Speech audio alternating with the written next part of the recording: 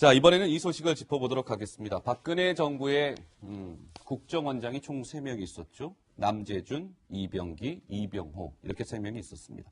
어제 이 3명이 동시에 영장 심사를 받았습니다. 그런데 2명은 구속이 됐고 1명은 구속영장이 기각이 됐습니다. 그러니까 이병호 전 원장의 구속영장은 기각이 된 것이죠. 그래서 집으로 일단은 귀가할 수 있었는데 먼저 이병호 전 원장의 모습을 보고 말씀 이어가 보도록 하겠습니다. 영장 기각에 대해 어떻게 생각하십니까? 한마디만 해주세요. 원장님, 김대중, 노무현, 대북 불법 송금 사건 반드시 말씀해 주십시오. 그리고 박근혜 대통령 각하님으로 결집하셔야 됩니다. 박근혜 대통령 각하님은 자유민주주의 표상입니다. 자, 이제 이병호 전 원장에 대한 구속영장은 기각이 됐습니다. 강병규 기자. 네. 조금 전에 저 목소리를 들으면 어떻습니까?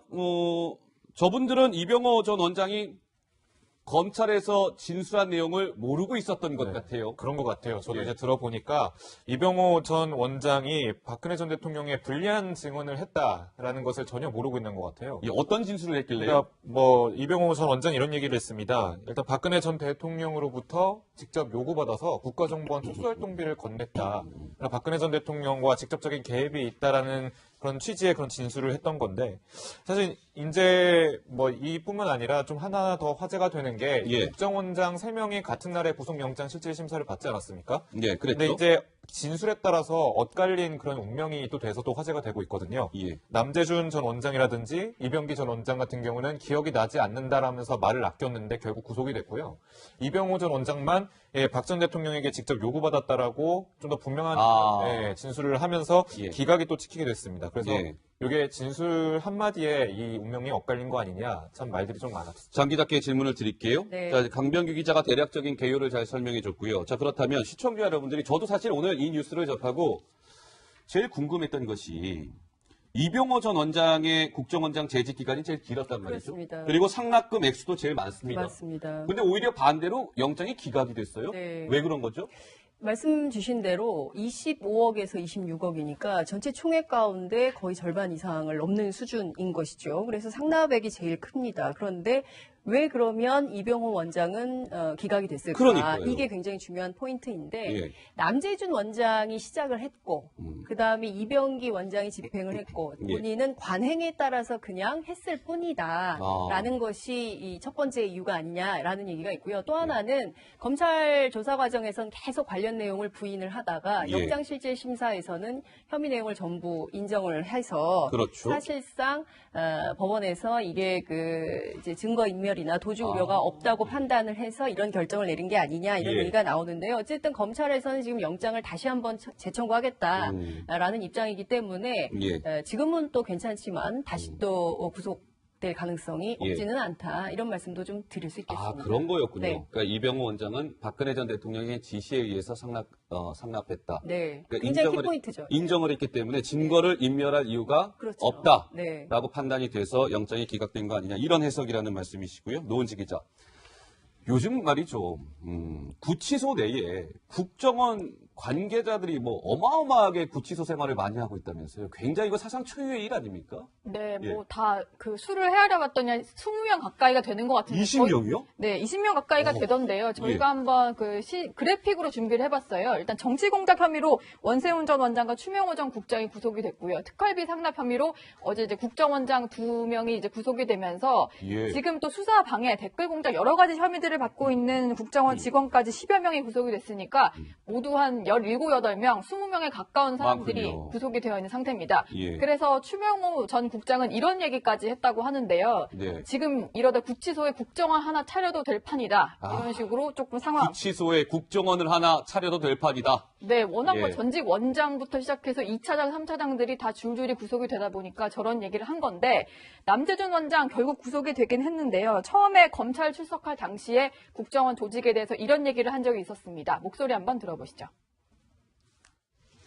국정원 직원들은 우리나라 자유민주주의를 수호하는 마지막 무르이자 최고의 전사들입니다. 그러한 그들의 헌신과 희생에 대해서 찬사를 받지는 못할 망정 수사를 받다가 스스로 목숨을 끊는 이러한 참담한 현실에 가슴이 찢어지는 고통을 느낍니다. 네, 남재준 전 원장의 목소리를 들어봤는데 이런 가운데 이제 국정원의 특수활동비 문제와 관련해서 정치 데스크 시간에도 몇 번 이 부분에 궁금증을 짚었던 것 같아요. 박근혜 전 대통령의 그러면 그 특수활동비가 국정원의 특수활동비가 어디에 쓰여졌을까? 강병규 기자. 예. 뭔가 지금 검찰이 의심하고 있는 부분이 있다면서요? 네, 그렇습니다. 일단 사적 유용, 거기서 좀 더 구체적으로 내곡동 자택을 구입했을 때 들어간 돈 아니냐라는 것을 의심하고 있는 거지 아직 확정은 아니고요. 예. 일단 저희가 내용을 좀 정리를 해봤는데. 자, 강병규 기자. 네. 이 화면을 보면서 시청자 여러분들에게 좀 친절하게 설명을 해드리죠. 네, 이게 지금 자금이 왔다 갔다 하기 때문에 좀 복잡하실 수 있어서요. 제가 좀 간단히 설명해 드리면 사실 삼성동 자택을 가지고 있었잖아요. 그런데 그것을 팔기 전에 먼저 내곡동 자택을 산 거예요. 예. 근데 관보상에서는 그 샀을 때 당시에 예금이 그러니까 수중에 들어있는 돈이 10억 원밖에 없었던 거죠. 네. 근데 내곡동 자택은 28억 원짜리 집인데요. 그럼 그 18억은 어디서 난 거예요? 그러니까 28억을 과연 어디서 났을까에 대해서 지금 의심을 가지고 집중 수사를 하고 있는 건데요. 예. 그것이 특활비에서 혹시 사용된 거 아니냐라는 의심을 가지고 검찰이 추궁을 하고 있는 거죠. 예, 알겠습니다. 물론 이 부분은 확인된 사안은 아닙니다. 검찰이 이 부분과 관련해서 들여다보고 있다는 것이지 확인된 사안은 아니라는 것을 짚고 다음 소식으로 좀 넘어가 보도록 하죠. 근데 일전에요, 이 박근혜 전 대통령의 이 내곡동 자택 문제와 관련해서 국민의당 박지원 의원이 한 발언이 새삼 주목을 받고 있습니다. 어떤 발언이었을까요? 함께 한번 들어보시죠. 청와대 문고리 권력 3인방의 한 사람인 이재만 총무비서관이 국정원에 지시를 해서 사절을 준비하고 있었습니다. 저는 이걸 박근혜 대통령이 아셨는지 모르셨는지 이건 모르겠습니다. 그러다 야당이 쫓는 것을 알고 이제 그 국정원 직원을 외근 부서에 근무하던 사람을 내근 부서로 좌천시켰습니다. 이것이 있을 수 있는 일입니까? 네. 박지원 의원이 벌써 작년이었습니다. 2016년 10월에 박근혜 전 대통령의 이 내곡동 자택 문제, 사저 문제를 거론을 했고요. 노은지 기자, 근데 오늘 법원에서 이 국정원의 특수활동비와 관련해서 오랜만에 법원의 모습을 드러낸 인물이 있었다면서요? 누굽니까? 네, 박근혜 전 대통령 구속되기 전까지 지금거리에서 보좌를 했던 윤전추 전 행정관이었는데요. 사실 내곡동 이사를 하는 과정도 도맡아서 했던 그런 인물입니다. 오늘 모습 준비해봤는데 영상으로 함께 만나보시죠. 혹시 그 최순실 씨한테 현금 전달하신 적 있죠? 혹시 특수활동비 존재 알고 계시나요? 혹시 관련해서 검찰 조사는 받으셨나요? 네, 윤 전 전 행정관의 모습을 오랜만에 볼 수 있었는데요. 강병규 기자. 네. 자, 오늘 윤 전 행정관과 더불어서 안봉근, 이재만 전 비서관의 모습도 법원에서 볼 수가 있었는데 좀 특징적인 모습이 있었다면서요? 네, 일단 저희가 영상을 준비했는데 오늘 국회 청문회 당시에 불출석 혐의로 이제 출석을 한 거거든요, 세 사람이. 예. 근데 왼쪽에가 안봉근 전 비서관인데 좀 많이 달라졌죠. 그러니까 머리에 뭘 바를 수 없으니까 머리를 내린 채로 마스크까지 써가면서 꽁꽁 얼굴을 가렸습니다. 자, 이재만 전 비서관 같은 경우는 상당히 좀 침울한 표정, 입을 굳게 닫은 표정으로 그냥 묵묵히 들어가는 모습이 보였고요. 예. 좀 아무래도 전에 구속되기 직전 모습과 많이 달라져서 사람들의 많은 화제를 받았던 장면이었습니다. 알겠습니다. 안봉근, 이재만 전 비서관의 모습을 볼 수 있었고요. 근데 오늘 장 기자께 좀 잠깐 질문을 드려야 될 것 같아요. 저 두 전 비서관은 오늘 왜 모습을 드러냈던 거죠? 그러니까 이 특수활동비 문제인가요? 아니면 다른 문제인가요? 아니, 두 사람은 지금 특수활동비와 관련된 것이고요. 예. 또 하나는, 지금 국회 청문회에 불출석했기 때문에 불출석한 관련된 거여서, 예. 구형. 아. 판을 받는 것이었죠. 네. 예, 검찰이 1년을 구형을 했군요. 그렇죠. 예, 알겠습니다. 자, 이번에는 이 소식을 좀 짚어보도록 하겠습니다. 전병헌 청와대 정무수석이 어제 본인 스스로 이제 물러나겠다라는 뜻을 밝혔죠. 이와 관련해서 문재인 정부의 뭔가 일기 내각이 좀처럼 그 퍼즐이 완성되지 못하고 있다는 지적과 함께 벌써 문재인 정부 들어서 낙마한 사람들도 참 많다라는 지적이 나오는데 강병규 기자가 일목요연하게 좀 준비를 해보지 않았습니까? 네, 제가 준비한 결과물 보시면서 설명드리겠습니다. 역대 최대 낙마라고 일단 적혀 있네요. 네, 그렇습니다. 지금 이렇게 화면에서 보시는 사람들은 문재인 정부 기간 동안 직책을 수행하다가 중도 사퇴하거나 임명도 전에 포기를 한 사람들입니다. 그제까지는 이렇게 7명이었는데 어제 한 사람 더 추가됐습니다. 네, 전병헌 전 대통령 정무수석입니다. 6개월 동안 낙마자만 8명이 됐습니다. 한 달에 1명 꼴인 셈이죠. 자, 장관 후보자가 인사청문위원회를 받도록 한 것이 2005년 7월이니까 2003년 초 출범한 노무현 정부 1기 내각은 제외하도록 하겠습니다. 그 외에 지난 정부의 낙마자 숫자를 좀 비교를 해봤는데요. 자, 1기 내각이 완전히 꾸려질 때까지 이명박 정부는 3명이 낙마를 했고요. 박근혜 정부, 그러니까 수첩 인사다. 인물이 그거밖에 없냐 했는데 6명 정도 낙마를 했습니다. 자, 이번 정부, 문재인 정부 보시는 표정처럼 상당히 고심에 찬 표정인데요. 그만큼 낙마자가 많았기 때문입니다. 현재까지 8명이 떨어졌고 앞으로도 더 낙마가 될지 안 될지는 아직도 지켜봐야 되는 상황입니다. 지금 홍종학 후보자 같은 경우는 아직까지 인사청문 보고서 채택 여부도 좀 난항을 겪고 있어서 추가적으로 나올지 낙마자가 나올지 지켜봐야 되는 상황이 되는 겁니다. 자, 그럼 기간을 따지면 어떨까요? 이명박 정부는 1기 내각을 꾸리는 데까지 이렇게 18일이 걸렸습니다. 이명박 정부. 네. 박근혜 정부는 52일이 걸렸습니다. 한 3배 정도의 그런 기간이 걸렸는데. 그러네요. 자, 문재인 정부 오늘 계산해보니까 193일째더라고요. 근데 오늘까지도 아직 다 완전체가 꾸려지지 않았습니다. 자, 물론 다른 정부는 인수위원회나 준비 기간이 좀 있었기 때문에 좀 유리한 기간이 있었다는 점도 고려를 해봐야 될 것 같은데요. 하지만 전 전 수석의 사퇴로 청와대 내부 인사 책임자들에 대한 야권의 질타가 또 한 번 쏟아지게 됐습니다. 알겠습니다. 강병규 기자 고생했습니다. 장 기자께 질문을 드려야 될 것 같습니다. 네. 그러니까 역대 최다 낙마고요. 최장 조각입니다. 그러니까 1기 내각을 구성하는데 지금 가장 오래 시간이 걸리고 있어요. 어떻게 보십니까? 이쯤 되면 뭐 누군가 좀 책임을 져야 된다라고 보시는지요? 어떻습니까? 그러니까 이제 야당에서는 이제 뭐 조국, 그다음에 조현옥, 그러니까 민정수석과 인사수석의 책임이 굉장히 크므로 두 사람이 누군가는 책임을 져야 된다 이렇게 얘기를 하고 있지만 이제 청와대 내부 분위기를 제가 취재를 해보니까 내부에서는 좀 그런 분위기는 아니에요. 그러니까 야권에서는 굉장히 질타를 하지만 이것이 두 사람 개인의 문제로 볼 문제냐라는 것이고 특히 이제 전병헌 수석과 관련해서는 이 문제가 제기됐을 때 청와대 내부에서도 본인이 먼저 좀 정리를 해줘야 되는 거 아니냐라는 얘기가 굉장히 많이 나왔었더라고요. 그렇기 때문에 청와대 내부는 지금 뭐 두 사람의 책임이다 이렇게 모는 분위기는 아닌 것으로 좀 제가 취재를 좀 해보니까 그렇더라고요. 하지만 이제 야당에서는 끊임없이 두 사람이 좀 눈엣 가시 같은 존재들인지 끊임없이 문제 제기를 하고 있지만 청와대 내부에서는 그 두 사람의 책임으로 몰아세울 생각은 없는 걸로 확인이 좀 됐습니다. 그렇군요. 알겠습니다. 야당의 근데 공세는 계속되지 않을까 그렇죠. 싶습니다. 그렇죠. 조국 수석, 조현옥 수석에 대한 아마 책임론을 계속 부각을 시킬 것 같고요.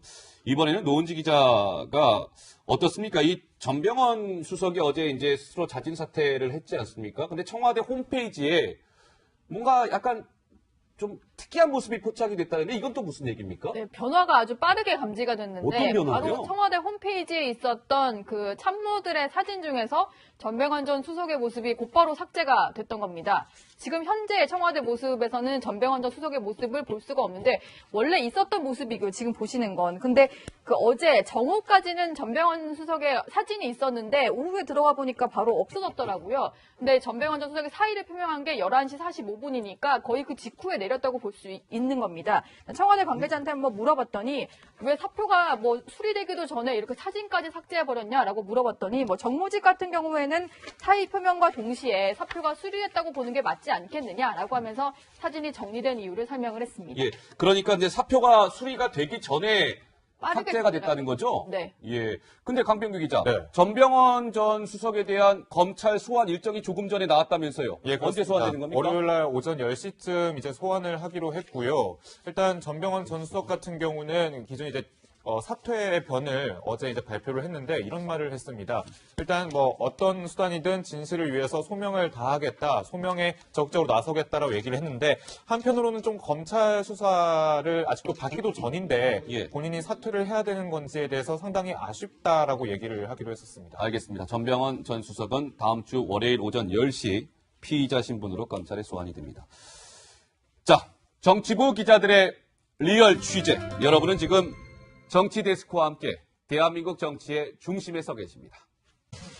스스로 목숨을 끊는 이러한 참담한 현실에 가슴이 찢어지는 고통을 느낍니다. 네, 남재준 전 원장의 목소리를 들어봤는데 이런 가운데 이제 국정원의 특수활동비 문제와 관련해서 정치 데스크 시간에도 몇 번 이 부분의 궁금증을 짚었던 것 같아요. 박근혜 전 대통령이 그러면 그 특수활동비가 국정원의 특수활동비가 어디에 쓰여졌을까? 강병규 기자. 예. 뭔가 지금 검찰이 의심하고 있는 부분이 있다면서요? 네, 그렇습니다. 일단 사적 유용, 거기서 좀 더 구체적으로 내곡동 자택을 구입했을 때 들어간 돈 아니냐라는 것을 의심하고 있는 거지 아직 확정은 아니고요. 예. 일단 저희가 내용을 좀 정리를 해봤는데. 자, 강병규 기자. 네. 이 화면을 보면서 시청자 여러분들에게 좀 친절하게 설명을 해드리죠. 네, 이게 지금 자금이 왔다 갔다 하기 때문에 좀 복잡하실 수 있어서요. 제가 좀 간단히 설명해 드리면 사실 삼성동 자택을 가지고 있었잖아요. 그런데 그것을 팔기 전에 먼저 내곡동 자택을 산 거예요. 예. 근데 관보상에서는 그 샀을 때 당시에 예금이, 그러니까 수중에 들어있는 돈이 10억 원밖에 없었던 거죠. 네. 근데 내곡동 자택은 28억 원짜리 집인데요. 그럼 그 18억은 어디서 난 거예요? 그러니까 28억을 과연 어디서 났을까에 대해서 지금 의심을 가지고 집중 수사를 하고 있는 건데요. 예. 그것이 특활비에서 혹시 사용된 거 아니냐라는. 많이 하고 있다면서요. 굉장히 이거 사상 초유의 일 아닙니까? 네, 예. 뭐 다 그 수를 헤아려 봤더니 20명 가까이가 되는 것 같은데. 20명이요? 네, 20명 가까이가 되던데요. 저희가 한번 그래픽으로 준비를 해봤어요. 일단 정치 공작 혐의로 원세훈 전 원장과 추명호 전 국장이 구속이 됐고요. 특활비 상납 혐의로 어제 이제 국정원장 2명이 이제 구속이 되면서 지금 또 수사 방해, 댓글 공작 여러 가지 혐의들을 받고 있는 국정원 직원까지 10여 명이 구속이 됐으니까 모두 한 17, 8명, 20명에 가까운 사람들이 많군요. 구속이 되어 있는 상태입니다. 예. 그래서 추명호 전 국장은 이런 얘기까지 했다고 하는데요. 네. 지금 이러다 구치소에 국정원 하나 차려도 될 판이다. 이런 식으로 조금 상황. 구치소에 국정원을 하나 차려도 될 판이다. 네, 워낙 예. 뭐 전직 원장부터 시작해서 2차장, 3차장들이 다 줄줄이 구속이 되다 보니까 저런 얘기를 한 건데 남재준 원장 결국 구속이 되긴 했는데요. 처음에 검찰 출석할 당시에 국정원 조직에 대해서 이런 얘기를 한 적이 있었습니다. 목소리 한번 들어보시죠. 국정원 직원들은 우리나라 자유민주주의를 소화하는 마지막 무르이자 최고의 전사들입니다.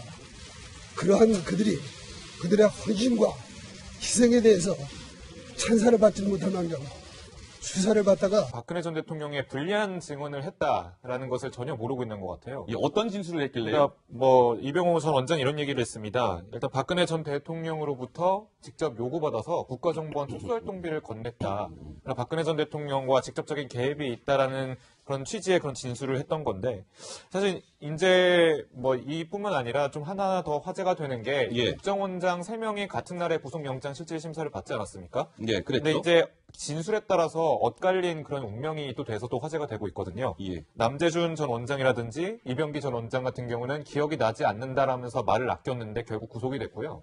이병호 전 원장만 박 전 대통령에게 직접 요구받았다라고 좀 더 분명한 진술을 하면서 기각이 또 찍히게 됐습니다. 그래서 이게 진술 한마디에 이 운명이 엇갈린 거 아니냐 참 말들이 좀 많았습니다. 장 기자께 질문을 드릴게요. 네. 자, 강병규 기자가 대략적인 개요를 잘 설명해 줬고요. 자, 그렇다면 시청자 여러분들이 저도 사실 오늘 이 뉴스를 접하고 제일 궁금했던 것이 이병호 전 원장의 국정원장 재직 기간이 제일 길었단 말이죠. 그렇습니다. 그리고 상납금 액수도 제일 많습니다. 맞습니다. 근데 오히려 반대로 영장이 기각이 됐어요. 네. 왜 그런 거죠?